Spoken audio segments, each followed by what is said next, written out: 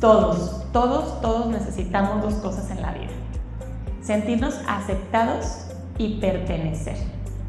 Y a partir de esa relación que aprendimos con nuestros padres, generalmente es como nos empezamos también a desarrollar con las otras personas. Por eso es tan importante, porque aprendemos algo y después lo replicamos.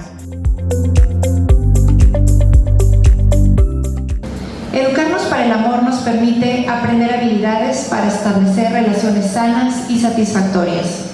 Además, fortalece el ambiente familiar al promover la comunicación, los valores y el desarrollo integral en el niño. Para fortalecernos en este tema tan importante, esta mañana se encuentra con nosotros la doctora Ana Surian Bayona Mendoza, a quien recibimos con un fuerte aplauso, por favor. Adelante.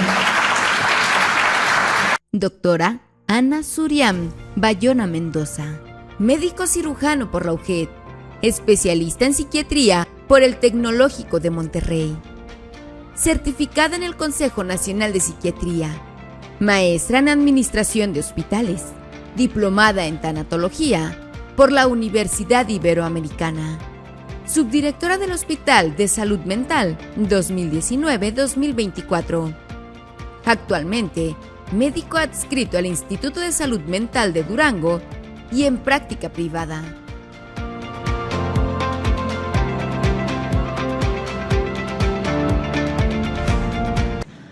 Hola, buenos días a todos. Me da mucho gusto volver a estar aquí. La verdad es que ya había estado, pero con los maestros hace no mucho.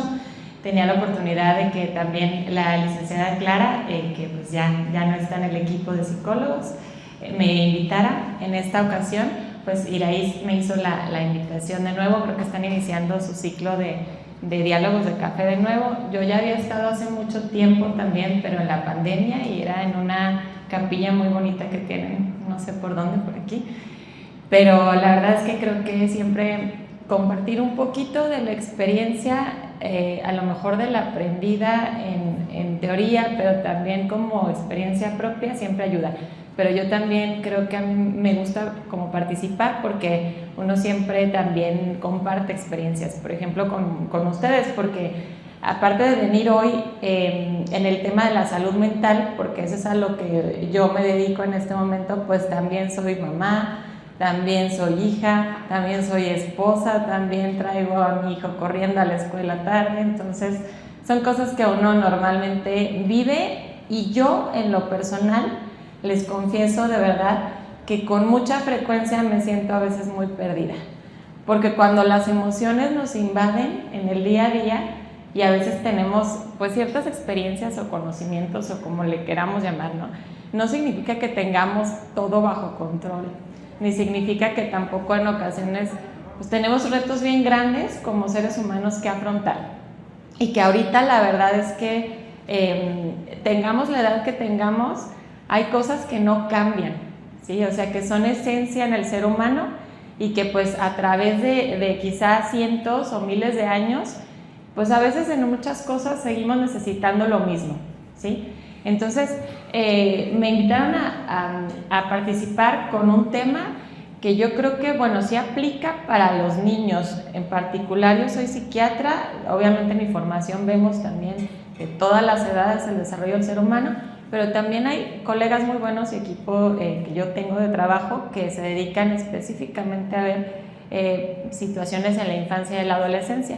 Y normalmente yo sí veo adolescentes, adultos, y pues evidentemente también en el hospital había, más recientemente, cuando yo ya estaba ahí todavía a inicios de año, había un área para hospitalización infantil en la psiquiatría, que es relativamente como nuevo, ¿sí? Pero a final de cuentas tiene bastantes años como una subespecialidad de la psiquiatría, y está más enfocada también a temas que tienen que ver con crianza, con desarrollo y con patología mental, sí, en los niños, porque sí existe, ¿sí?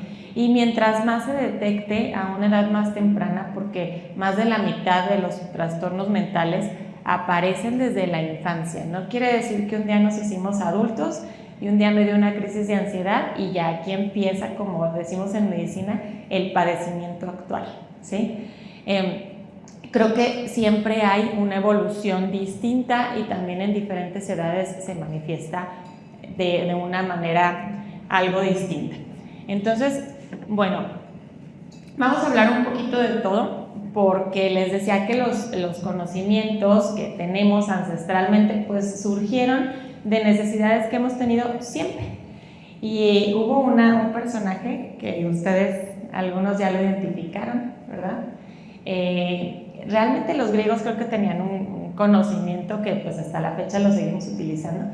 Aristóteles decía desde varios años antes de Cristo que los seres humanos por naturaleza somos seres sociales.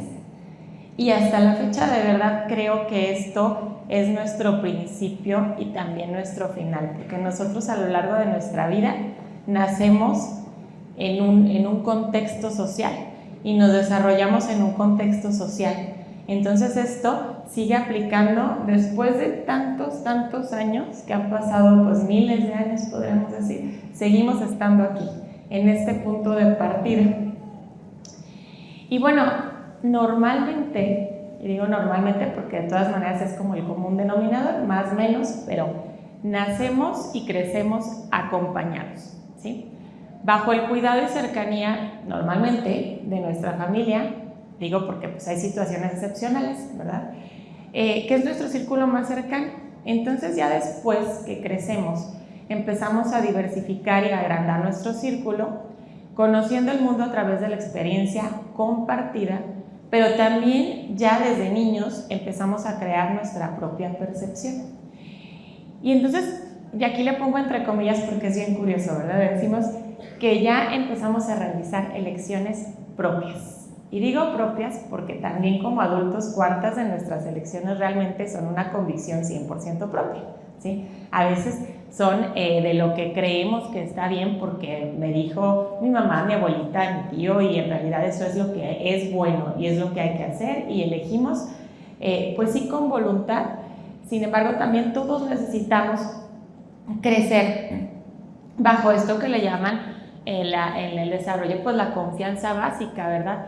Tener una base segura en donde yo sé que vengo de un lugar en donde alguien me está cuidando para poder explorar el mundo, ¿sí? Para poder salir y enfrentarme a los obstáculos y regresar seguro, ¿sí? Esos son los principios básicos de algo que ustedes seguramente ya han escuchado, que es un tema que es bien amplio y que cada vez en redes sociales hablamos más de él, y a veces llegan muchas personas y me dicen, no, es que yo tengo apego evitativo y mi esposo tiene apego ansioso, entonces imagínense.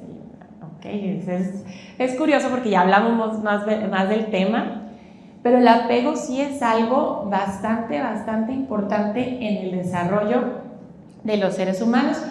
Esta persona, que es un inglés muy famoso en la cuestión también del desarrollo, uno de los tantos, ¿verdad?, que aportó su teoría del apego como tal, que así como a grandes rasgos por definición dice que es un vínculo, ¿sí?, emocional, innato y duradero. O sea, los seres humanos ya lo tenemos casi genéticamente ahí impreso, ¿no? Que se establece entre un niño y su figura de cuidado principal. Ojo, no siempre son los papás. Comúnmente sí, pero no siempre, ¿sí? Cuya función es asegurar la supervivencia. O sea, esto es bastante importante. Pero también el desarrollo emocional y social del pequeño y proporcionar la base segura de la que ya hablábamos, desde la cual puede explorar el mundo. Esto se empezó a estudiar pues haciendo varios experimentos sociales, ¿verdad?, donde estaban principalmente la figura de mamá e hijo en un cuarto, veían cómo exploraban y cuáles niños, de qué manera reaccionaban las mamás y los niños, y fueron haciendo clasificaciones. Pero a grandes rasgos, pues esto nos sirve como base para entender que el apego, pues a final de cuentas puede variar, pero está presente, así sea seguro o inseguro, pues está ahí presente en todos nosotros, ¿sí? Y a partir de esa relación que aprendimos con nuestros padres, generalmente es como nos empezamos también a desarrollar con las otras personas. Por eso es tan importante, porque aprendemos algo y después lo replicamos, quizá con sus variantes, pero es nuestra manera de aprendizaje. Y esto pues es la vida, lo vamos desarrollando a lo largo de todas las etapas de nuestra vida, ¿sí? Desde que tenemos un mejor amiguito en el kinder, hasta que tenemos novio o novia en la secundaria, hasta que nos casamos o nos divorciamos. O sea, esta es la manera en la que aprendemos a generar contacto, vínculos. Y los vínculos son más profundos que esas conexiones, porque los vínculos saben que trascienden a través del tiempo y de la distancia. O sea, no hace falta que yo tenga ya a mi mamá viviendo en la misma ciudad. Es más, a veces ni siquiera está allá físicamente, pero tengo un vínculo muy fuerte con la persona, ¿sí? Y eso es bien interesante, porque una conexión emocional, a pesar de que es también algo interesante y es importante, pues la psicología también lo define, más como un lazo íntimo y significativo que une a las personas, pero esto va más en el rubro de la empatía, es decir, de la comprensión de yo sé o puedo entender cómo te sientes o imaginarlo, ¿sí? Y bueno, la vulnerabilidad compartida, esto que a veces nos une, a veces hasta en las tragedias, a veces pues nos identificamos con alguien porque nos han pasado cosas muy similares, y la resonancia afectiva. Pero esto es invariable, no importa la edad que tengamos, todos necesitamos dos cosas en la vida: sentirnos aceptados y pertenecer. ¿A qué? A lo que sea, desde una familia, un grupo social, desde un grupo de salón de clases, pertenecer, pues no sé, al club donde voy, al fraccionamiento donde vivo. Yo soy, me da una identidad, ¿sí? Soy del Guadiana, ¿sí? O soy del grupo de segundo A, no del de B, ¿sí? Entonces, eso me da también como esa fuerza para salir al mundo y entonces enfrentarme a los retos, porque sé que hay situaciones individuales y también afuera que me respaldan en cualquier circunstancia. Entonces, todo esto lo necesitamos sí o sí. Pues entrando un poquito más al tema de la validación emocional, que pues eso es lo que venimos también a hablar en más puntual. Aquí es bien importante saber que la conducta humana puede ser algo predecible, sin embargo no del todo. ¿Por qué? Porque pues también es susceptible al entorno, ¿sí? Y es muy moldeable, es altamente moldeable, y en este caso también bajo los modelos de crianza, ¿sí? Entonces vamos a hablar un poquito también de esto porque pues es necesario como tenerlo en el radar, pero es dinámica, eso siempre va a ser y cambiante, y a pesar de haber patrones de conducta muy repetitivos o muy predecibles bajo ciertas circunstancias, siempre puede cambiar. Entonces aquí como papás tenemos un reto bien grande que a veces gira, o más bien como que jala en direcciones opuestas, porque nosotros como papás tenemos nuestros propios miedos, sí, o sea, no importa que tengamos de edades diferentes, también tenemos muchos miedos. A lo mejor ya cambian de forma, de nombre, de intensidad, pero tenemos nuestros propios miedos. Nuestras inseguridades, que incluso como papás tenemos miedo a fallar, a no estar haciendo lo correcto, a no estar enseñando bien a nuestros hijos, a no cuidarlos bien, a muchas cosas, ¿no? Y obviamente como personas también, ¿sí? Si le sumamos a lo demás, pues esto, también la culpa es una emoción bien común y que nos atora siempre en el camino. Y como papás también, para poder poner límites, para poder enseñar, para poder acompañar, creo que ese es un obstáculo bien grande en el camino. Nuestro propio aprendizaje, porque nadie nacemos sabiendo a lo que nos enfrentábamos, ¿sí? A pesar de que nos dijeron más o menos, imaginamos cómo era o vimos cómo fueron nuestros papás o cómo es nuestra hermana como mamá. Bueno, nuestra historia, vuelvo a lo mismo, cuando llega la emoción, ese es otro cantar. Entonces, esto es aprendizaje constante. Y nuestras herencias, porque la verdad es que sí pesa la manera en la que nos dijeron que tenía que ser la maternidad o la paternidad. En cómo a veces nos vemos también un poco presionados o muy presionados por nuestros propios papás. De que es que eso es diferente, es que eso está mejor, es que ahorita son así y antes eran así. Entonces, todo eso, la verdad es que sí tiene un peso importantísimo, mientras que nuestros hijos pues están descubriendo el mundo a través de sus propias experiencias. Eso es inevitable, ¿sí? Quisiéramos a veces como protegerlos en la burbuja y luego que no vayan por ahí, que no se enfrenten a ciertas cosas. Bueno, como dice el dicho, la verdad no es cierto, nadie escarmienta en cabeza ajena, pero sí estamos ahí para que cuando se caigan, pues poderlos levantar. Eso es lo más importante, porque pues a final de cuentas ellos tendrán que vivir su propia vida, experimentar sus propias emociones, sensaciones, y tienen sus propias necesidades que a veces no se empatan con las nuestras. Y todo esto por la influencia del mundo que nos rodea. O sea, todo lo que ya conocemos, pues de la gente que nos rodea, también de las redes sociales, etcétera, etcétera, etcétera, ¿sí? Y, pues, ¿dónde está el equilibrio? ¿Sí? Entonces, como que esto suena muy abrumador, pero creo que no siempre se logra llegar a un punto exacto de equilibrio, pero sí es algo que quizá podemos ir manejando. La cuestión del entorno familiar es esencial. Volvemos a la naturaleza del ser social, pero a nuestro círculo primario. Y la familia es necesaria, sí, porque nos da cierta estructura. Cuando tenemos un orden en la vida, baja la incertidumbre, por lo tanto la ansiedad, ¿sí? Entonces, ¿por qué es necesario las jerarquías y los roles? Porque eso nos proporciona estructura, definir quién hace cada qué, ¿sí? Y nuestros hijos no necesitan mejores amigos, para eso tienen aquí la escuela o los vecinos. Necesitan papás, ¿sí?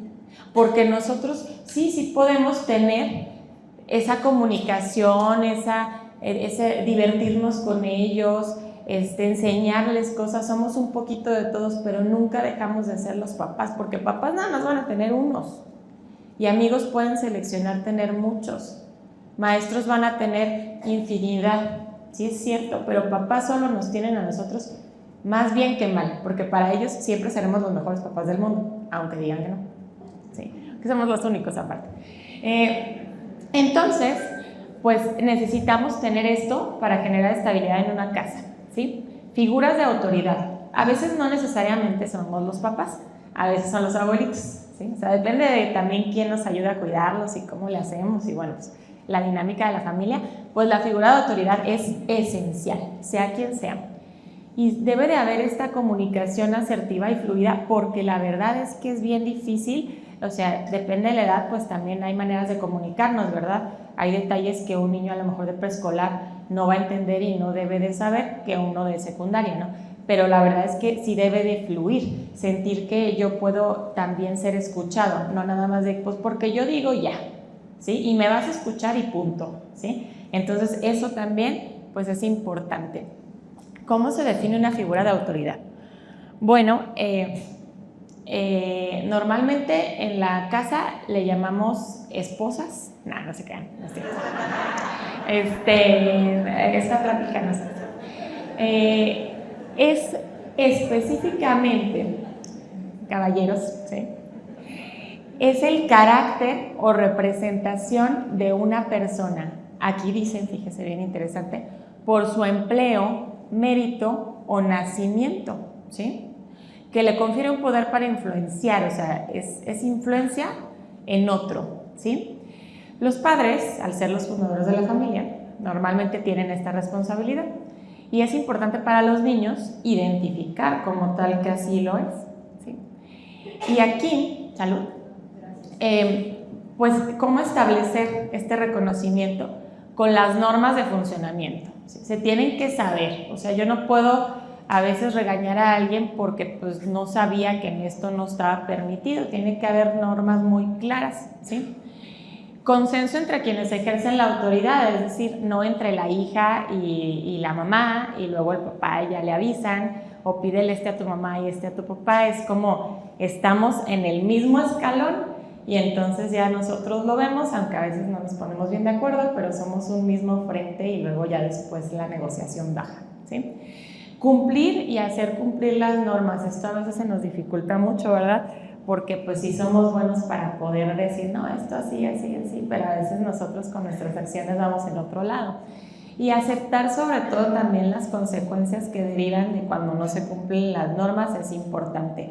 Una autoridad no asertiva puede caer en dos extremos: en el autoritarismo, que es el ejercicio arbitrario de la autoridad solo por poder, porque yo digo, porque así es, porque está bien, porque está mal, o en el abandonismo, el renuncio a ejercer mi autoridad, pues es que ya no me hacen caso, ¿sí?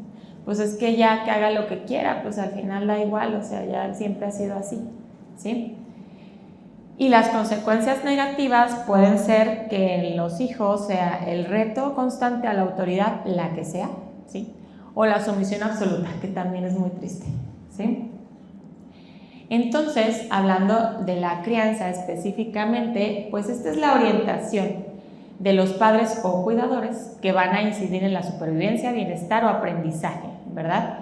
Y puede ser analizada por las características que tiene específicamente y las condiciones en las que se desenvuelve. Aquí, a grandes rasgos, digo, hay como ingredientes que es pues un tema aparte, ¿verdad? Pero vale la pena mencionarlo porque tenemos varios ingredientes para este caldo mágico, vamos a llamarlo así, de la crianza, que son consistencia, límites, comunicación, positividad, organización y aceptación. Les voy creo que le moví un poquito ahí a la pantalla, pero creo que sí se ve. Les voy a mencionar ahí les puse como un poquito de todo, porque es muy importante tenerlo en cuenta, ¿sí? La consistencia. Nuestro hogar, normalmente, ¿sí?, debería ser una fuente de seguridad, sobre todo. Esa es la parte principal, que yo llego a mi casa y estoy seguro física, mental, emocionalmente. El amor, que ese pues es lo que mueve al mundo, y la calidez, porque se siente, no solo se sabe, se siente. En la casa es importante que se hable, se siente, se toca, todo eso se traduce en que se sienta el amor, ¿sí? No sé cómo le moví a la pantalla que se ve más grande. Gracias. Y bueno, los límites, porque lo que no está delimitado hasta en un recipiente, pues se desparrama, ¿sí? Y no tiene una forma adecuada. Hay que tener una estructura sencilla, pero muy firme. O sea, somos blanditos, no lastimamos, pero no nos movemos de ahí, ¿sí? Y eso aplica como en la vida en general. O sea, no tengo que gritar para que me escuchen, no tengo que amenazar. Es como, yo estoy aquí, si esto no pasa así, lo siento mucho, pero también hay una consecuencia, ¿sí? Ser constante, porque a veces sí somos muy ordenados para muchas cosas en la vida y luego de pronto ya nos cansamos o no andamos de humor y pues ya lo soltamos, ¿no? Sin amenazas, porque eso es lo peor que podemos hacer para que alguien devalúe nuestra autoridad. Si te voy a pegar, te voy a castigar, síguele y ya no vas a ver la tele. ¿Y cuántas veces lo cumplimos? Mira, mamá, ya está. Ok, está bien, ¿sí? Entonces, no, es como la negociación es real. Le doy valor a mis palabras, ¿sí? O sea, no estoy jugando realmente con lo que digo cuando es algo importante. Y el valor del no en la vida, yo creo que es lo que nos hace felices como adultos. ¿Cuántos de nosotros a veces queremos decir no y no lo hacemos? Pero ya grandes, pues, ¿sí? Yo creo que es la puerta de la libertad, es lo que nos abre muchas veces la puerta de decir, no quiero ir, ¿sí? No tengo ganas, no quiero, ¿sí? Eso, si somos claros desde pequeños, creo que nos abre muchas puertas. Pero en ese sentido, en el de la crianza, cuando un no es justo, pues no culpabiliza a quien lo dice, educa a quien lo escucha. Un no que está dicho con convicción, ¿sí?, no tolera contradicción, ¿sí? Pero cuando es un poco creíble, o sea, mis palabras dicen una cosa, mi cara otra, mis acciones otra, pues sí es como un poco confuso. Un no a todo lo que el niño pide, pues es también reprimir su iniciativa, porque no permite desarrollar su autonomía. No vayas ahí, no te vas a caer, no juegues en eso, no, eso es peligroso. También eso es complicado, por eso les digo, el equilibrio es algo complejo, pero creo que si somos más conscientes de ciertas cosas podemos intentarlo. Y bueno, ¿qué pasa? Por ejemplo, hay niños que no responden, o nuestros niños a veces no siempre responden bien a todas las cuestiones, o a los límites, o al no, o a las circunstancias. Bueno, algunos consejos que están ahí puestos sobre la mesa. Primero que nada, no perder el control dentro de lo posible. porque la verdad es que a veces eso no es tan posible, ¿sí? Pero recuperarlo si lo perdimos, ¿no? Es decir, tomar un poquito de aire, como voltearme para otro lado, tener en cuenta que yo soy el adulto ahorita, no estoy en postura de soy todo superior, pero sí tengo más control y más conciencia. Entonces, no responder con gritos y con insultos es súper importante porque el niño ya está fuera de control, entonces tengo que ser yo quien lo contenga. Y validar. Aquí empezamos, ¿sí? Reflejar tranquilamente lo que está pasando, o sea, decirle en nuestras palabras, sé que te está pasando, o sea, estás enojado, sé que estás enojado, ¿sí? Pero, ¿sí? No es momento de hacer esto, de gritar o lo que la explicación que sea, ¿no? No hace falta que grites, que insultas, ya me di cuenta que estás cansado, o sea, te entiendo, te veo, te escucho, ¿sí? Que eso es validar. Expresar en primera persona cómo me hace sentir tu reacción. Esto aplica para todos, no nada más para los niños. Es hacernos responsables de nuestras propias reacciones y emociones. Es muy común que digamos, es que me hizo enojar, me hiciste enojar, me hizo llorar. Nadie nos hace nada, ¿sí? O sea, las cosas suceden y entonces yo me sentí muy triste cuando dijiste tal, ¿sí? Eso es hablar en primera persona. Igual con los niños, ¿no? El día que me pateaste la puerta, yo me sentí muy triste, no me gustó, o sea, hablar en primera persona es importante para responsabilizar a cada quien de sus acciones y sus emociones. Porque validar una emoción no significa estar totalmente de acuerdo ni sentir lo mismo que la otra persona, ¿sí? Eso es importante, hay que partir de ahí, ¿sí? Tampoco pensar que lo que hizo está justificado solo porque estaba pasando por un mal momento, ¿sí? Pero es demostrar que comprendemos sus emociones sin intentar tampoco disuadir a la persona ni sentir que se sienta avergonzada por ello. O sea, en ese momento puedo imaginar lo enojado que te sientes, lo triste, lo desesperado, ¿sí?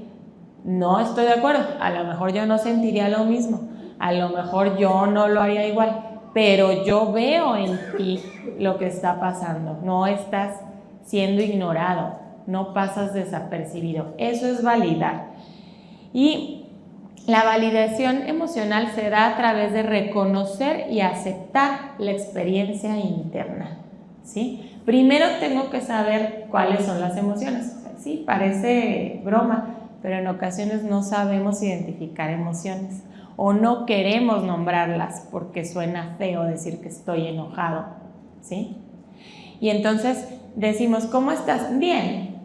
¿Cómo te sientes? Mal. ¿Por qué? No sé. Y hay adultos de verdad que incluso en la consulta llegan así, es que yo me siento mal y no sé por qué. ¿Y desde cuándo? Hace mucho, ¿sí? Y entonces, bueno, hace mucho como más o menos este año, pues más o menos como cuando se perdió mi perro. Ok, ¿eso cuándo fue? O sea, tenemos que ir como sacando el hilito, literalmente, porque no es fácil identificar, ¿sí? No nos conocemos o no queremos nombrar las cosas tal como son, ¿sí? Me da a veces pena o no sé, reconocer que esto me molestó, ¿sí? O sea, y digo, pues hay que decir las palabras como sean, y si tú quieres decir groserías, dilas, o sea, no pasa nada, pues eso es lo que uno siente, ¿sí? Pero la idea es esa, reconocer y aceptar que sí están pasando estas experiencias internas, porque la validación emocional, ¿en qué ayuda? Bueno, ayuda en la construcción de relaciones sólidas, ¿sí? Soy libre de expresarme. Fomenta la autoconfianza, lo que yo siento, lo que yo pienso es válido, ¿sí? Es real.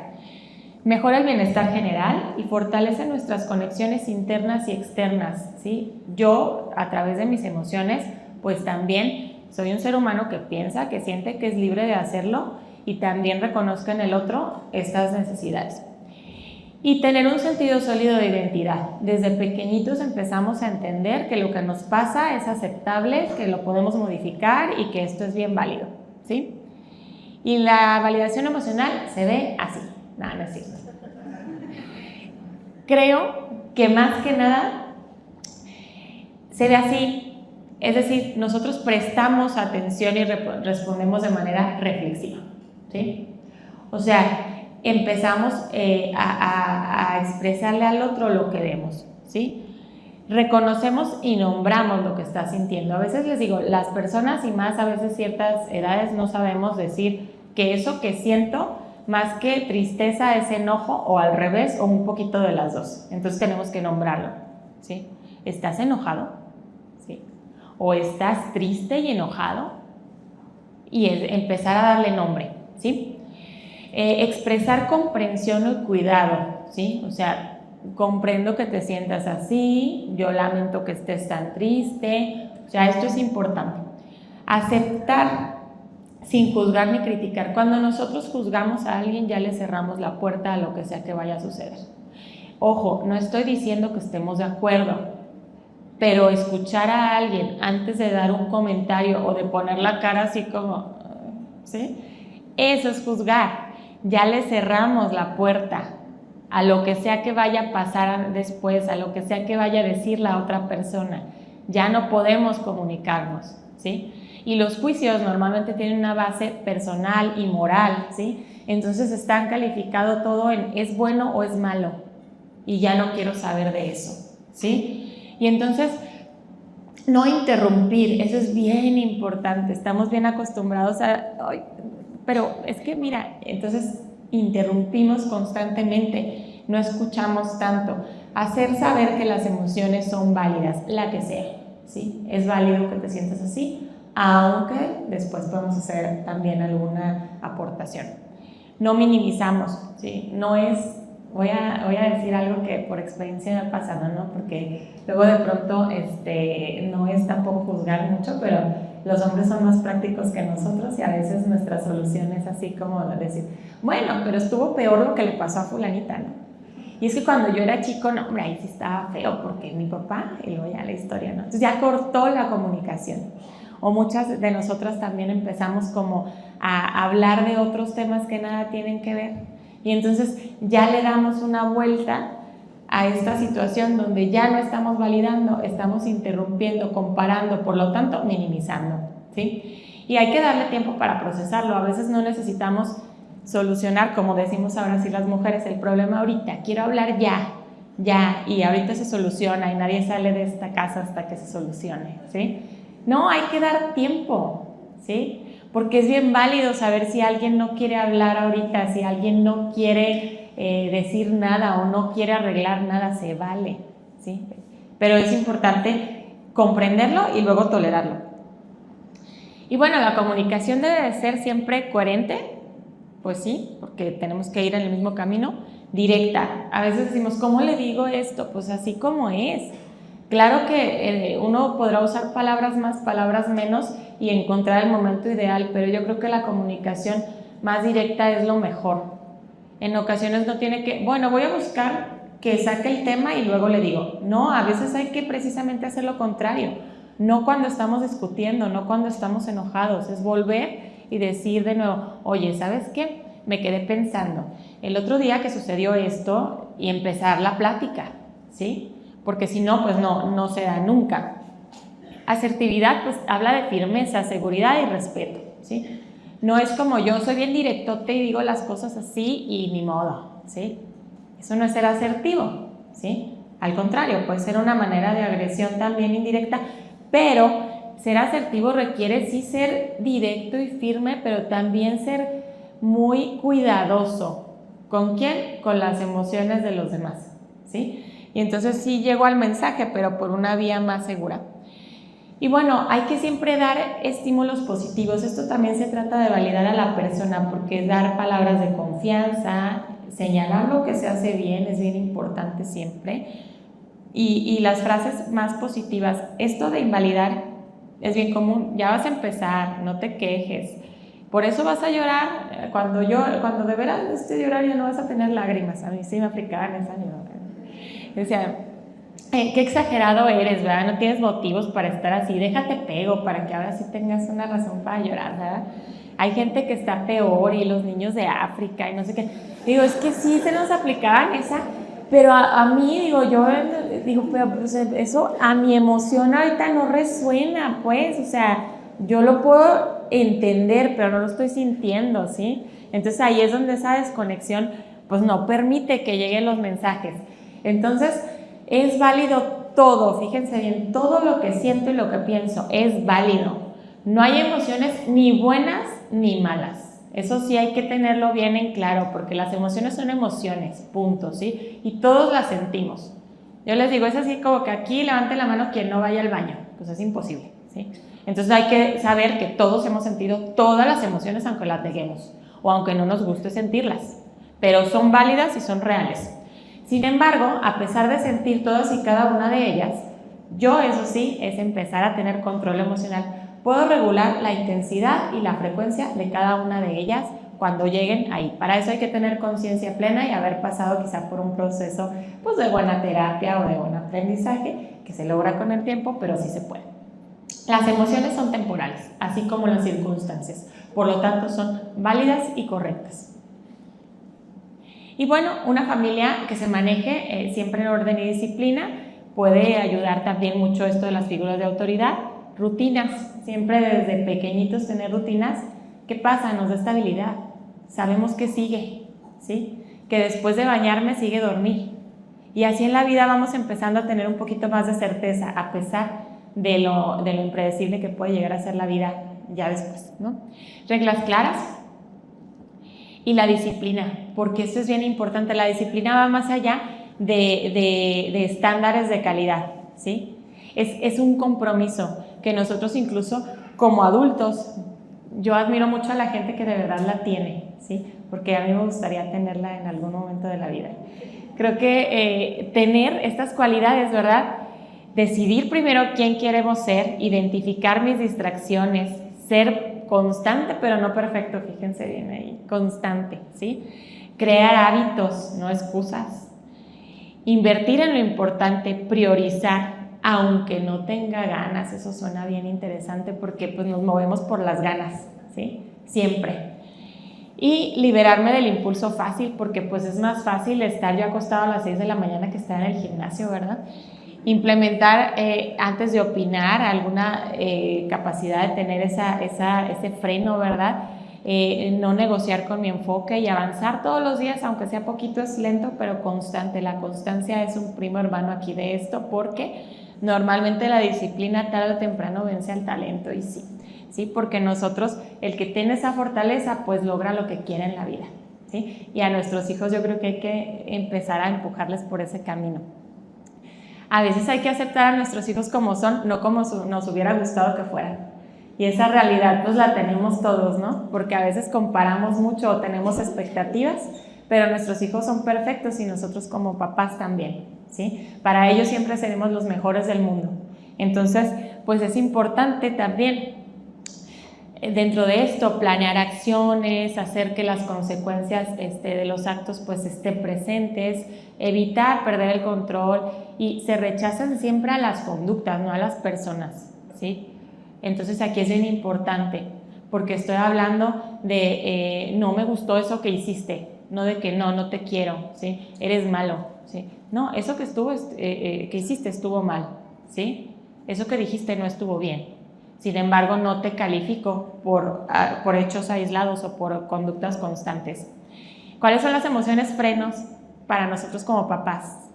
Son dos bien complicadas. Y vuelvo a la mitología griega. ¿Alguien conoce a este personaje?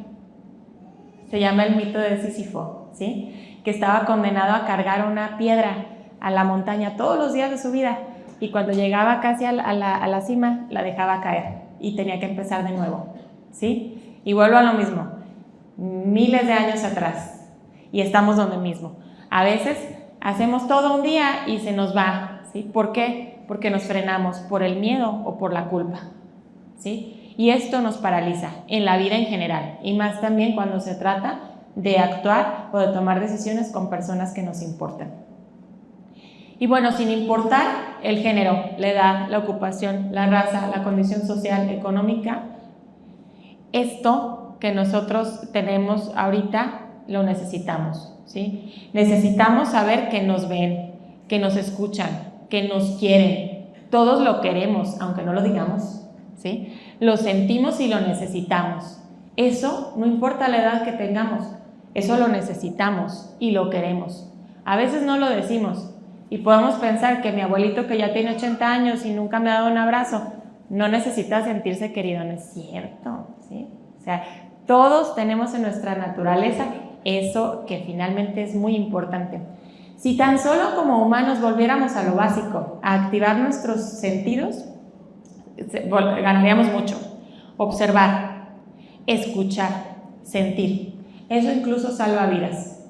Cuando hablaba yo la vez pasada del suicidio, decía, a veces vamos en automático en la calle y no observamos ni siquiera señales que son a veces muy evidentes, caras, no escuchamos ciertas palabras que se dicen o no queremos escucharlas, o a veces no queremos que alguien nos diga algo que no sabemos qué hacer, ¿no? Pero a veces como seres humanos solo necesitamos ser escuchados.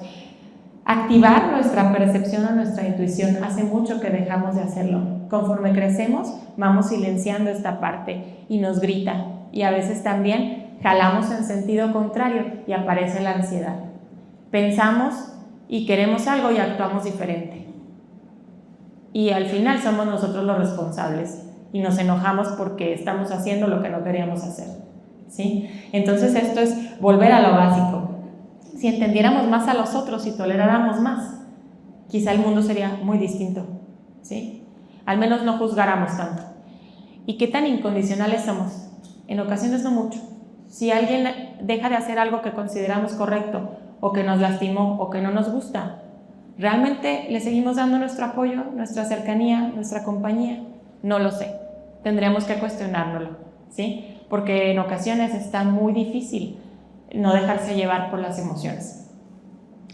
Y bueno, como padres, no solo somos responsables de nuestras vidas, sino de impactar en las vidas de los demás. No solo de nuestros hijos, hablo que a través de nuestros hijos también de más gente. Y en nuestro mundo, pero también a través de nuestros hijos y de cambiar historias. Sí, porque nuestra historia no tiene que ser la misma de mi hijo. Siempre queremos que tengan más de lo que tuvimos nosotros si comparamos estándares, ¿no? A veces lo material es un buen punto, pero creo de verdad que nosotros queremos que tengan más amor, más libertad, más capacidad, más conocimiento, más disciplina, más crecimiento. Esa es la verdadera riqueza, porque padres e hijos podemos a veces ser opuestos, pero siempre somos complementarios, siempre, siempre, siempre, ¿sí? Y les voy a cerrar esta pequeña charla con un poema que a mí me cambió la vida, que se me hizo muy bonito, que la verdad es que creo que dentro de todo me impactó un poco el título porque dice tus hijos no son tus hijos. A lo mejor ustedes ya lo han visto, es de Khalil Gibran y dice así en grandes rasgos. Dice, gracias, dice, tus hijos no son tus hijos, son hijos e hijas de la vida, deseosa de sí misma. No vienen de ti, sino a través de ti, y aunque estén contigo, no te pertenecen. Puedes darles tu amor, pero no tus pensamientos, porque ellos tienen sus propios pensamientos. Puedes abrigar sus cuerpos, pero no sus almas, porque ellos viven en la casa del mañana que no puedes visitar ni siquiera en sueños.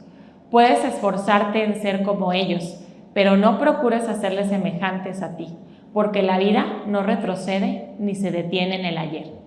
Tú eres el arco del cual tus hijos, como flechas vivas, son lanzados. Deja que la inclinación de tu mano de arquero sea para la felicidad. ¿Sí? Entonces, a grandes rasgos, ellos están aquí a través de nosotros, no por nosotros, y vivirán sus propias vidas que van también pues enlazadas a lo que les hemos enseñado. Entonces, lo que hagamos ahorita deja huella en el futuro. Eso es la trascendencia y es lo que todos queremos lograr en la vida. ¿Sale? Muchas gracias a todos por su compañía el día de hoy. Agradezco muchísimo la invitación y gracias.